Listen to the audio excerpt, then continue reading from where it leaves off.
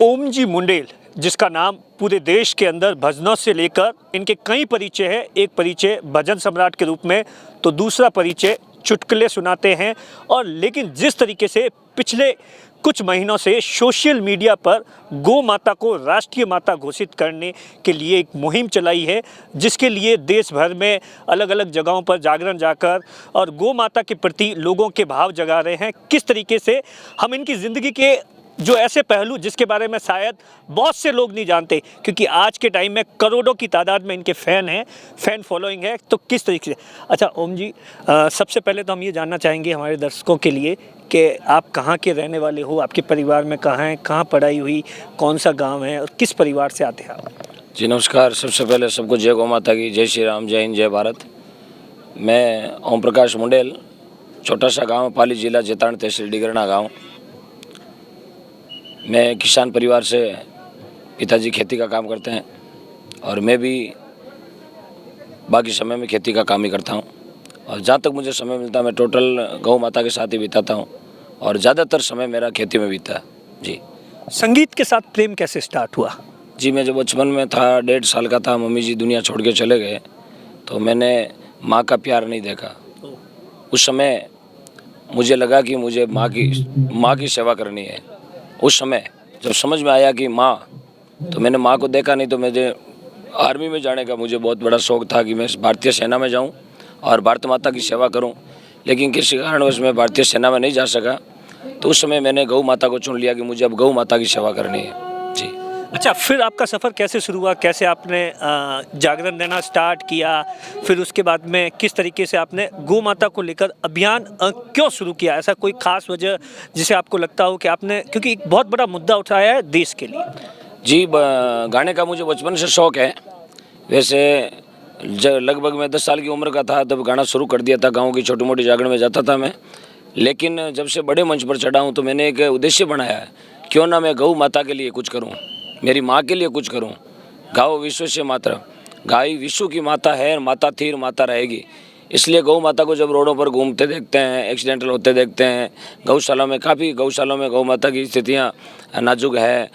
बारिश के मौसम में गौ माता की बहुत दयनीय दशा हो जाती है। उसी कड़ी को मैंने आगे से आगे जोड़ते हुए कि भजनों के माध्यम से जो गौ माता के प्रति जो दान कलेक्ट होता है, मैंने उन गौशालों में पहुँचाना शुरू किया। जिस गौशाला में हम जागरण देते हैं वो दान उसी गौशाला में जाता है। कम से कम एक रात में 1000-2000 गौ माता की स्थिति से सुधरे, ऐसा मैंने उद्देश्य बनाया। फिर मैंने एक उद्देश्य बैठे बैठे सोचा कि गौ माता को राष्ट्र माता का दर्जा क्यों नहीं मिला, किस कारण, किस वजह से हमारी आज गौ माता रात दिन कटनी में जा रही है। तो फिर गुरु गोपालमणि जी महाराज से काफ़ी कुछ सीखने को मिला। तो गुरुदेव के काफ़ी मैंने कथाओं में सुना है कि जब तक गौ माता को पशु का दर्जा मिलेगा तब तक गौ माता कटनी में जाएगी।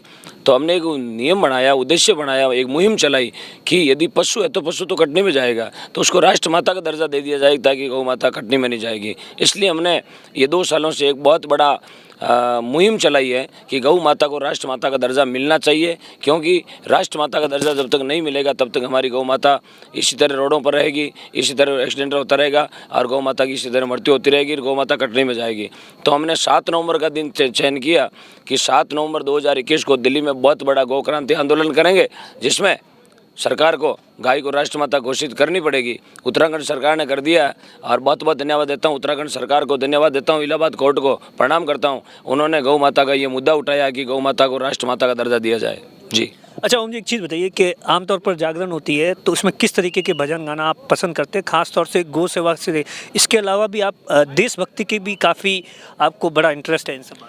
जी, देशभक्ति का तो बचपन से इंटरेस्ट है और आज से ठीक 5 साल पहले हमने जोधपुर में एक संस्था बनाई, अमर शहीद सेवा समिति जोधपुर, जिसका मैं राष्ट्रीय संरक्षक भी हूँ। ये अमर शहीद सेवा समिति शहीदों के लिए काम करती है। जहाँ भी शहीद की प्रतिमा नहीं लगी होती है वहाँ जाते हैं, घर वालों को मोटिवेट करते हैं, वहाँ सैनिक कल्याण बोर्ड से संपर्क करते हैं। और जिस गाँव में अमर शहीद की प्रतिमा लगी हुई है लेकिन स्कूल का नामकरण नहीं हुआ, तो वहाँ भी हमने काफ़ी बार लड़ाई लड़ी है और काफ़ी गाँवों में स्कूलों का नामकरण हमने शहीदों के नाम से करवाया है। शहीदों के बच्चों का जन्मदिन हम उनके घर पर जाके मनाते हैं। शहीदों के पुण्यतिथि पर हम जागरण देते हैं और पौधारोपण करते हैं। अच्छा, जीवन का क्या लक्ष्य है? जी, मेरे जीवन का एक ही उद्देश्य है, मैं रहूं ना रहूं, मेरा देश रहना चाहिए और मैं बचूं ना बचूं, मेरी गौ माता बचनी चाहिए। ओम डिगणा का एक ही उद्देश्य है, गौ माता को राष्ट्र माता घोषित करवाना और मेरे देश की तमाम गोचर की ज़मीन जो दबी हुई है, कब्जे किए हुए हैं, गोचर की ज़मीन को छुड़ाना मेरे दो ही मेन उद्देश्य है। अच्छा ओम जी, एक चीज़ बताइए कि जब खाली समय होता है तब आप क्या करते हैं? किस तरीके से रियाज, प्रैक्टिस या किसानी का काम या किस तरीके से ज़िंदगी चलती है? जी, मैं आज तक रियाज तो मैंने किया ही नहीं। मैं ज़्यादातर समय मेरा खेती में बीतता है, गौ माता की सेवा में। घर में 6 गाय रखता हूँ, गौ माता की सेवा में बीतता है और उससे भी ज़्यादा मेरे पास और टाइम मिल जाता है। वैसे महीने में 29 प्रोग्राम करता हूँ, एक दिन फ्री रहता हूँ। पापा जी से मिलने के लिए मैं गाँव जाता हूँ महीने में एक दिन। अच्छा 29 दिन आप लगातार कंटिन्यू गाता हूँ और अभी मेरे ये कंटिन्यू आज 104वीं जागरण है, 104 104 दिन हो गए मुझे कंटिन्यू गाते हुए। गौ माता की असीम कृपा है और बाकी वो जो मेरा समय होता है, मैं तमाम गौशालाओं का अवलोकन करता हूँ। जहाँ जहाँ मैंने प्रोग्राम किए, जहाँ जहाँ कार्यक्रम किए और करोड़ों की राशियाँ आई है, उन गौशालाओं की मैं ऑडिट भी करता हूँ कि मेरा कलेक्ट किया हुआ पैसा सही जगह लगा या नहीं लगा। अच्छा उन जी, क्या हालत है इस वक्त गौ माता की वर्तमान में पूरे देश के, और ख़ास तौर से इस राजस्थान की बात की जाए तो, क्योंकि यहाँ गौ माता के लिए लोगों ने अपनी जान तक दे दी। जी, गौ माता की अभी 2 सालों में बहुत दशा सुधरी है। सबसे ज़्यादा तो मैं धन्यवाद देता हूँ बूढ़े बुज़ुर्गों का। बूढ़े बुज़ुर्गों के सानिध्य में सबसे ज़्यादा अभी सहयोग कर रहे हैं मेरे युवा भाई। सबसे ज़्यादा युवा मोटिवेट हुए हैं इस 2 साल की गौ क्रांति में। युवाओं ने सबसे ज़्यादा गौशालाओं को अभी संभाला है और जिन जिन गाँवों में हमने प्रोग्राम किए हैं, वहाँ की काफ़ी हद तक गौशालाएँ अप हुई है और गौ माता की स्थिति में काफ़ी हद तक सुधार हुआ है। इस जो आपका जो मुहिम है, इसमें सोशल मीडिया ने किस तरीके से आपको बहुत बड़ा योगदान किया है? क्योंकि 2 साल पहले आपको हो सकता है कि बहुत से कम लोग जानते हो, जिस तरीके से सोशल मीडिया पर आपके प्रोग्राम्स आते हैं, तो किस तरीके से इस मुहिम में युवाओं को जोड़ा है?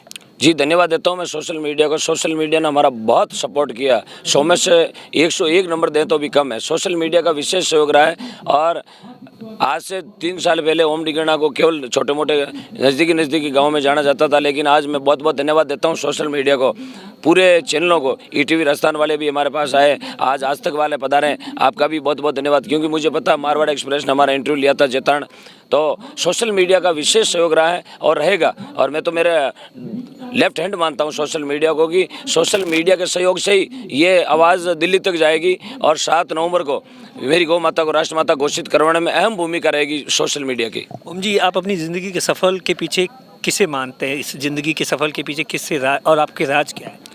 जी, मेरी ज़िंदगी का एक ही सफ़र है, मेरे पापा जी हैं, जिन्होंने मुझे आज तक कहीं मना नहीं किया कि बेटा तुम कहाँ जा रहा है, क्या काम करने जा रहा है। उनको पता कि जो करने जा रहा है ये सही है और आगे के लिए सही है। और मैंने आज से ठीक 15 साल पहले पापा जी को एक चीज़ बोली थी। पापा जी गुरुदेव ने एक चीज़ बोली है, जो मैं गायों की सेवा के लिए निकला हूँ, कभी घर पे ओढ़वा लेकर नहीं आऊँगा। जो आज तक कभी पापा जी के पास कोई तरह का ओढ़वा नहीं गया, क्योंकि जिस काम के लिए निकले हैं वो काम सक्सेस करके फिर पापा जी के पास जाके बोलेंगे कि आपके बेटे ने ये काम करके दिखाया। ओम जी, ज़्यादातर लोकल लैंग्वेज यूज़ करते हैं आप अपने भाषा में, देखा है भजन कीर्तन में जो चुटकुले सुनाते हैं, उसके पीछे क्या मकसद है, चाहे वो मारवाड़ी हो या राजस्थानी हो? जी, एक हमारी लैंग्वेज है कि मैं देसी भाषा में काम लिया और देसी भाषा बोला, मारा भाई खुश हुए, माताएं बहनें बहुत हंसती है रात को। वैसे मैं किसी के पीछे किसी की बेइज्जती करने का मेरा कोई उद्देश्य नहीं है, न किसी जाति धर्म पर मैं कोई कमेंट करता हूँ, न कभी कोई जाति धर्म पर मैंने कोई फप्तियाँ कसी है, न किसी मैंने धर्म का कभी अपमान किया। मैं बस बोलूँ मारा भैया वास्ते, हमारी माता बहनों वास्ते, बोलते बोलते में ऐसे हंसी छूट जाती है कि माताएं बहनें अपने गले के तीमड़ियों तक खोल के दे देती है गौदान में। किस तरीके से होता है कि पैसे आते हैं या किस तरीके से, मतलब ऑनलाइन ट्रांसफर होते हैं? और सबसे बड़ा कौन सा दिन था जब आपने देखा कि यार इस महिला ने तो ये सब कुछ दे दिया, जो आपको एक्सपेक्टेशन से भी ज़्यादा? जी, मैं एक बार अभी 6 महीने पहले मेरा कार्यक्रम था जो नागौर जिले में परबतसर तहसील करकेड़ी गाँव में। जी, भजन शुरू किया था, मैंने कुछ नहीं मांगा, बस सिर्फ झोली घुमाई थी। एक माताजी ने 8 तोले का तिमड़ियाँ खोल के अपनी झोली में डाल दिया था। वो दिन मेरा ऐतिहासिक रहा। उसके बाद में लौट श्री बाबा रामदेव गौशाला राजू भाई मांझू ने जो जागरण करवाया था, वो जागरण मेरा ऐतिहासिक रहा था। 5.5 करोड़ की राशि गौ माता के लिए दान में आई थी। ये ओम जी मुंडेल से ज़िंदगी से जुड़े किस्से हैं, किस तरीके से संघर्ष किया और उसके बाद में अब गौ माता को लेकर राष्ट्रीय स्तर पर एक आंदोलन चल रहा है जो कि नवंबर में दिल्ली में पहुंचेगा। दिनेश बोहरा, बाड़मेर, राजस्थान तक।